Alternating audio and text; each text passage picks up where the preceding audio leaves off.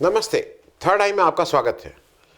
आज एक बड़ी घटना है। सुनीता विलियम्स जी वापस लौट आई देश, मतलब अपने धरती पे। लेकिन हमारे प्रधानमंत्री जी नरेंद्र मोदी जी को लेके बहुत सी बातें इसमें कही जा रही हैं। टेलीग्राफ ने एक आज स्टोरी की है, मैं उसी की हेडलाइन से बात शुरू कर रहा हूँ। बड़ी स्टोरी है उसकी, टेलीग्राफ ऑनलाइन पे है। With letter to Sunita Williams, a course correction from prime minister Narendra Modi. तो क्या कोर्स करेक्शन था, कहाँ क्या हुआ था? मोदी जी की चिट्ठी मैं अभी लगा दे रहा हूँ, आप भी उस चिट्ठी को देख लीजिए। मोदी जी ने 1 मार्च को सुनीता विलियम्स को एक चिट्ठी लिख दी। सुनीता विलियम्स 2024 में 8 दिन की एक स्पेस की जर्नी पे गई थी कि वो इंटरनेशनल स्पेस स्टेशन है, वहाँ जाएंगी, कुछ परीक्षा करेंगी और कुछ जो भी रिसर्च का काम वो करके फिर वापस लौट आएंगी। लेकिन कुछ ऐसा हुआ कि वो वहाँ अटक गई और जो स्पेस क्राफ्ट उनको ले गया था उसमें कुछ डेवलप हो गया। मैं अभी उस डिटेल नहीं, क्योंकि फोकस शिफ्ट हो जाएगा। और फिर उनको वहाँ एक बहुत लंबे समय तक रहना पड़ा, 8 महीने से ज़्यादा। और उसको लेके मोदी जी ने 1 मार्च को चिट्ठी लिखी है। ये क्यों इंपॉर्टेंट हो जाता है? ये इंपॉर्टेंट है। मोदी जी ने उसमें कई चीज़ें लिखी हैं कि मतलब एक तो उन्होंने लिखा है कि 142 करोड़ देशवासी आपके वो कर रहे हैं और मैं आपको मतलब बिल्कुल चाह रहा हूं कि आप आ जाएं। और फिर उन्होंने 2-3 नाम लिखे हैं उस चिट्ठी में। मिसेस बोनी पांड्या, लेट दीपक भाई, ब्लेसिंग्स आर विथ यू। अभी दीपक भाई, बोनी पांड्या, ऐसा लग रहा है बिल्कुल अजीज इनके दोस्त हैं दीपक भाई। और फिर ये भी लिख रहा है कि I fondly remember meeting him along with you during my visit to United States in 2016। ये भी धीरे चिपका दिया कि हम आपसे वहाँ 2016 में मिले थे। फिर उनके हस्बैंड हैं माइकल विलियम्स, उनको भी ग्रीटिंग भेज रहा है। मतलब पूरे घर को मैं घर से जानता हूँ, ये इस पत्र में कहीं ना कहीं कम्युनिकेट करने की कोशिश की गई है। ये क्या कोर्स करेक्शन है? ये क्या ऐसी बात है जो टेलीग्राफ ने कही और जो एक जख्म कुरेदती है कहीं ना कहीं? सुनीता विलियम्स का वो जख्म जो नरेंद्र मोदी जी के मुख्यमंत्री रहते हुए सुनीता विलियम्स को और उनके परिवार को लगा था, और जो ना भरने वाला वो जख्म है, जीवन भर का जख्म है। ये इसलिए आवश्यक है जो दीपक भाई उसी दीपक भाई के जो सगे भाई थे, दीपक भाई जिनको ये यहाँ कर रहे हैं, वो दीपक भाई जो सुनीता विलियम्स के पिताजी हैं, उनका नाम दीपक पांड्या था। दीपक पांड्या साहब जो थे वो अमेरिका में न्यूरो एनाटोमिस्ट थे।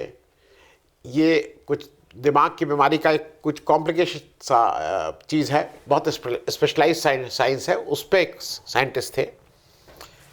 लेकिन ये जो दीपक भाई जिनकी याद मोदी जी कर रहे हैं, इन दीपक भाई के जो सगे भाई थे, उनके लड़के का नाम था हरेन पांड्या। सुनीता विलियम्स, हम लोग सुनीता विलियम्स जानते हैं। सुनीता विलियम्स का मेडन नेम मेरे हिसाब से ज़रूर सुनीता पांड्या ही रहा होगा।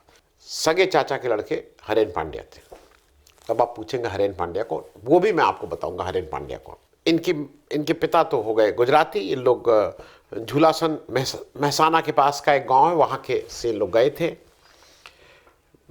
सुनीता जी का जन्म अमेरिका में ही हुआ था। इनकी माँ जो थी वो स्लोवेनियन थी, स्लोवेनिया वाला उनका मूल वहाँ था। और वही जिसको बोनी ये लिख रहे हैं ना, बोनी पांड्या, मिसेस बोनी पांड्या। लेकिन सुनीता विलियम्स प्रैक्टिसिंग हिंदू अपने को लिखती है कि she is a practising Hindu. तो सोचिए, राम भक्तों के लिए तो कितनी बड़ी बात, प्रैक्टिसिंग हिंदू। ये तो हिंदू धर्म पहुँच गया है, हिंदू धर्म ऊपर हुई। लेकिन उसके बारे में थोड़ा मैं एक चीज़ ये बता दूँ, प्रैक्टिसिंग हिंदू तो हैं, लेकिन ये सितंबर 65 में बॉर्न हुई हैं। लेकिन इंटरेस्टिंग ये है कि जब ये ऊपर स्पेस में गई तो झंडा ये अपने माँ के देश का ले गई, स्लोवेनिया का झंडा ले गई, समोसा हिंदुस्तान का ले गई, और साथ में वो शायद कुछ और ले गई जो कुछ बीफ से बनता है, कुछ उस तरह की चीज़ ले गई। तो झंडा लेकिन स्लोवेनिया का ले गई। सुनीता विलियम्स की थोड़ी कहानी इसलिए बताना ज़रूरी है क्योंकि तब आपको ये समझ में आएगा कि ये मोदी जी क्या कोर्स करेक्शन कर रहे हैं और मोदी जी किस बात से चिंतित रहे होंगे। और अब उनको लगता है कि नहीं, अब सुनीता विलियम्स बड़ा नाम हो गया है, उसको कुछ उससे भी कुछ फ़ायदा लिया जाए। सुनीता विलियम्स 65 बॉर्न है ना, 87 में उन्होंने यूएस नेवी ज्वाइन की, फिर उन्होंने बाद में नेवी की में पायलट भी हो गई, टेस्ट पायलट तक पहुंची, टेस्ट पायलट हो गई थी, और 1998 में उन्होंने फॉर्मली नासा के साथ वो जुड़ गए, जो स्पेस का काम देखता है। और 2006 से उनकी स्पेस यात्रा, अंतरिक्ष की यात्राएं शुरू हो गई थी। उसको एक्सपेडिशन 14, एक्सपेडिशन 15 बोलते हैं, जो इंटरनेशनल स्पेस स्टेशन पे गया था। वहाँ पे वो पहुँच गई थी, जो आईएसएस कहलाता है, इंटरनेशनल स्पेस स्टेशन। अब आगे बढ़ने से पहले थोड़ी देर के लिए मैं इसलिए आपको ये बता दे रहा हूँ कि वो भी एक इंटरेस्टिंग चीज़ है, जो आप, मुझे लगता है कि अगर पता मैं ये कर रहा हूँ तो आपको भी पता रहे तो आपको इंटरेस्टिंग लगेगा।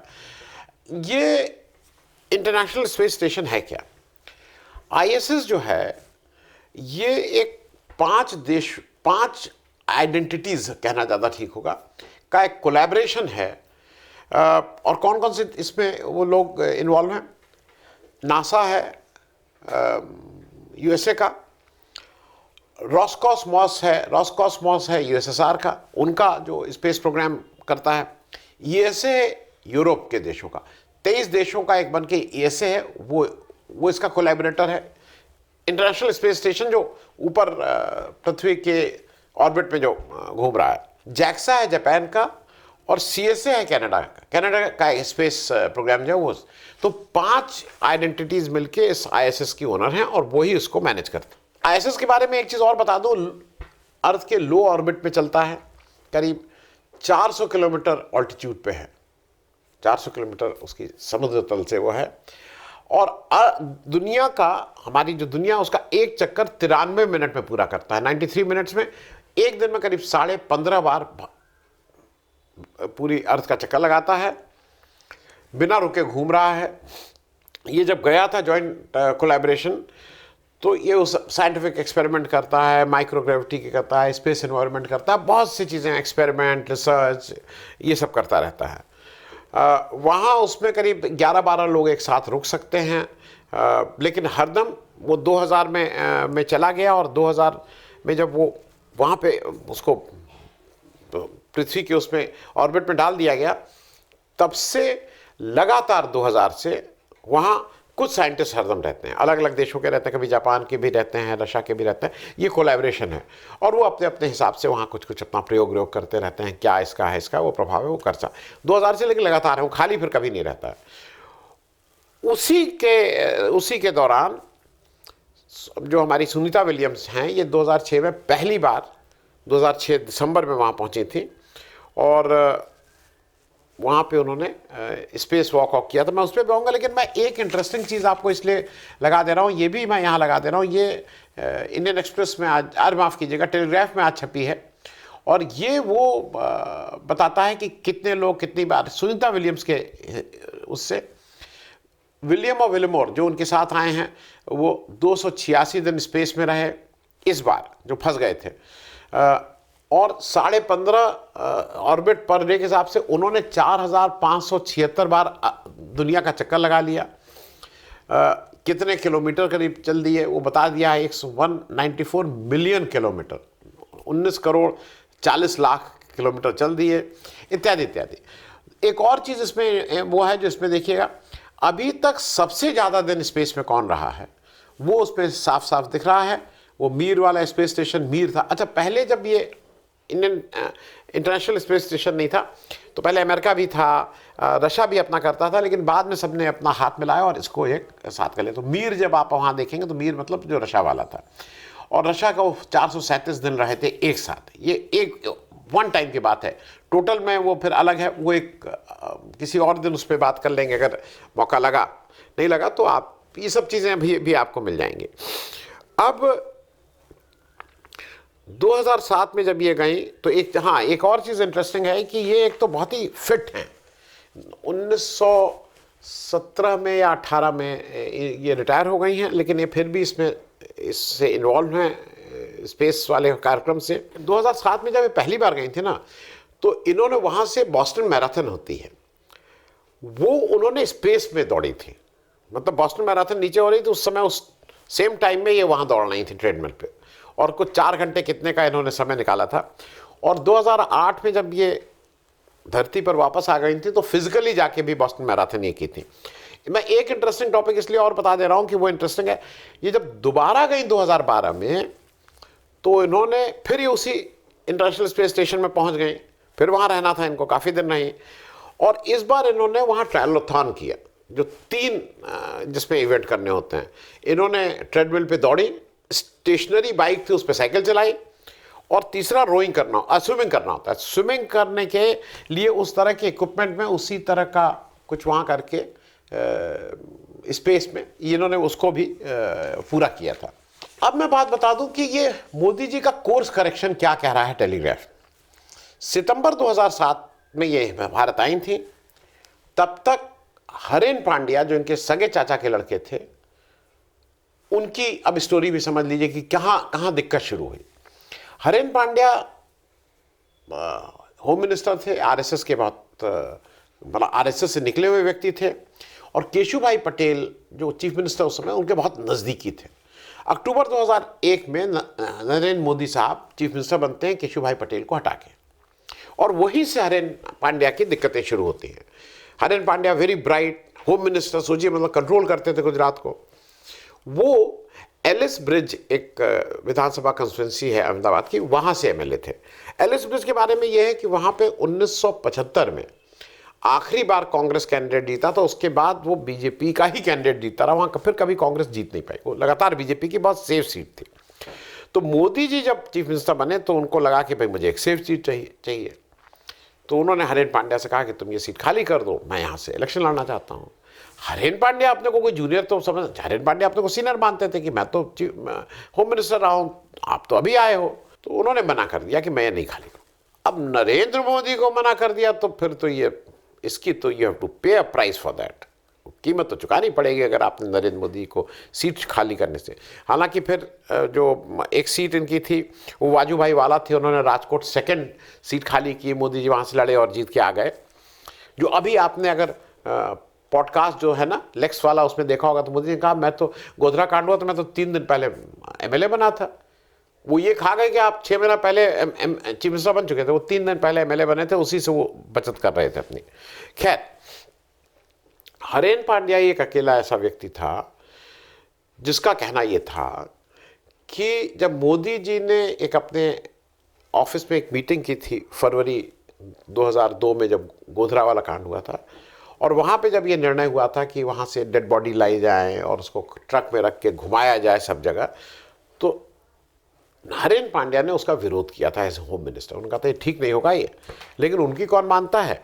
और इन सब चीज़ों से मोदी जी और गुस्सा हो गए थे। फिर उनसे होम गृह विभाग ले लिया गया था, उनको रेवेन्यू दे दिया गया था, और अगस्त में उनसे इस्तीफा भी ले लिया गया था। अगस्त 2002 की मैं बात कर रहा हूँ।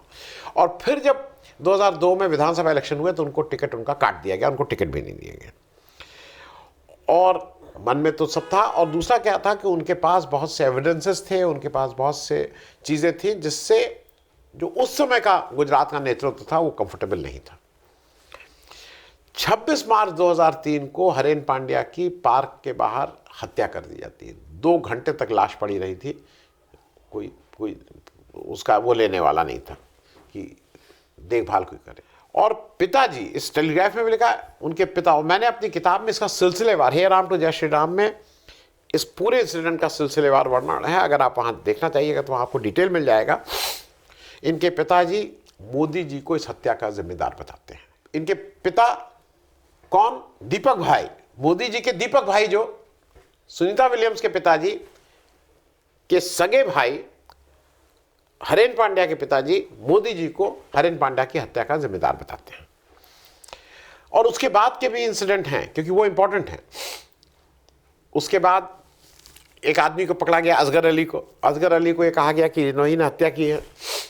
कभी उसको एक कोर्ट से कुछ सजा हुई, अगली कोर्ट से कुछ कम हो गई, फिर हो गई, लेकिन ऐसा बताया गया कि असगर अली को हायर करने वाला सोहराबुद्दीन था। लोगों का यह भी कहना है कि सोहराबुद्दीन ने जब असगर अली को किया तो असगर अली ने मना कर दिया था ये करने से, तो उसने तुलसीराम प्रजापति को ये काम दिया। और सोहराबुद्दीन को ये काम किसी ने दिया, तो सुपारी किसने दी थी वो आज तक नहीं पता चला। तो सोहराबुद्दीन को पकड़ लिया गया और पकड़ने के बाद गुजरात लाया गया, और सोहराबुद्दीन अपना मुंह ना खोल दें कि उसको सुपारी किसने किसने दी थी, इसलिए उसका इनकाउंटर कर दिया गया। और उसी का इनकाउंटर नहीं किया गया, उसकी पत्नी का कौसरबी का भी इनकाउंटर कर दिया गया। और फिर जो तुलसीराम प्रजापति था, जिसका ऐसा कहा जाता है उसने ये अंजाम दिया था, उसको पहले राजस्थान जेल रखा गया, फिर राजस्थान जेल से लाके जो एक अफसर बहुत खास थे, उन्होंने राजस्थान से गुजरात के बॉर्डर में घुस के उसका भी इनकाउंटर कर दिया कि ना रहेगा बांस ना बजेगी बांसुरी। उसी केस में अमित शाह के ऊपर शक की सुई गई थी, क्योंकि अमित शाह ने ये जब इनकाउंटर होते थे तो अमित शाह 150 फोन करते थे उसका। तो अब ये बाद में कहते हैं नहीं मेरा तो रूटीन था, लेकिन इनकाउंटर वाले दिन वो सब एविडेंस थे, सीबीआई ने ये सब एविडेंस दिए थे, इनको मेन कॉन्स्पिरेटर मारा था, इनको कोर्ट ने तड़ीपार किया था। अमित शाह साहब की मैं बात कर रहा हूं जो इस समय हमारे गृह मंत्री हैं। और फिर वो जब केस गया था, तो अगर आपको याद हो, जस्टिस लोया की मृत्यु हुई थी अजीब सस्पिशियस वे में, मतलब कुछ पता आज तक नहीं लगा। और वो सब सुई की कहीं जो शक कहीं जाता है वो आज भी अनसुलझा है। आडवाणी जी के बहुत खास थे ये हरेन पांड्या, लेकिन इस देश के प्रधानमंत्री, इस देश के गृह मंत्री जिस समय ये हत्या हुई, अपने को लौह पुरुष कहने वाले आडवाणी जी, अपने को लौह पुरुष से ज़्यादा बढ़ के मानने वाले मोदी जी चीफ मिनिस्टर, लेकिन उनके कलीग की हत्या हो गई थी। हरेन पांड्या सुनीता विलियम्स के भाई, वो आज तक नहीं पता चल पाया है किसने हत्या की। हालांकि 2007 में जब ये आई थी तो मनमोहन सिंह से मिली थी, एक पब्लिक फंक्शन हुआ था, उसमें नरेंद्र मोदी जी भी उस पब्लिक फंक्शन में गए थे 2007 में जब ये आई थी, कुछ भाषण दिए थे। लेकिन ऐसा कहा जाता है कि जो जागृति पांड्या जी थी, हरेन पांड्या की जो विधवा थी, वो नरेंद्र मोदी के अगेंस्ट इलेक्शन भी लड़ी थी। और फिर ये कहा जाता है कि जब ये आई थी तो ये बहुत दुखी थी सुनीता विलियम्स, भाई की हत्या हुई थी और ये बहुत रोई थी। और 2012 में जब 13 में जब फिर से आती हैं, तो इस बार जब स्टेट गवर्नमेंट ने एक तो इनको कोई प्रोटोकॉल नहीं दिया, हालांकि स्टेट गवर्नमेंट की गाड़ी गई थी एयरपोर्ट पे इनको रिसीव करने, इन्होंने गाड़ी लेने से मना कर दिया था, एक पुलिस की पायलट जीप मिल गई थी। लेकिन इस बार इन्होंने मोदी जी से मिलने से मना कर दिया। मोदी जी बहुत कोशिश की कि मिलने में, मोदी जी तो ये सब कोशिश करते ही हैं कि मिल लें, वो कर लें, लेकिन बार मना कर दिया गया। और उसी बात का वो टेलीग्राफ जो लिखता है कोर्स करेक्शन, अब इन्होंने मिलना, उसके बाद मोदी जी तो मन में रख ही लेते हैं कि मिले नहीं थे। हरेन पांड्या की भाई बहन तो वो रहेंगे, उसको तो आप नहीं डिनाई कर सकते हैं। फिर मोदी जी इसीलिए उस पत्र में जो मैं आपको दिखा रहा हूँ, ये जो पत्र है, इसमें मोदी जी बता रहे हैं कि वो दीपक भाई, और 2016 में हम लोग मिले थे, याद है 2016 में कोई घंटों नहीं मिले होंगे, अरे कहीं जो भी रहा हो। खैर, तो सुनीता विलियम्स वापस आ गई हैं। मुझे ऐसा लगता है कि इस बार देखने वाली बात यह होगी कि सुनीता विलियम्स अपने हरेन पांड्या की जो हत्या हुई थी उसको भुला के क्या उस समय के गुजरात के नेतृत्व को माफ़ कर दिया है, ये देखने वाली बात होगी। थैंक यू सो मच, धन्यवाद।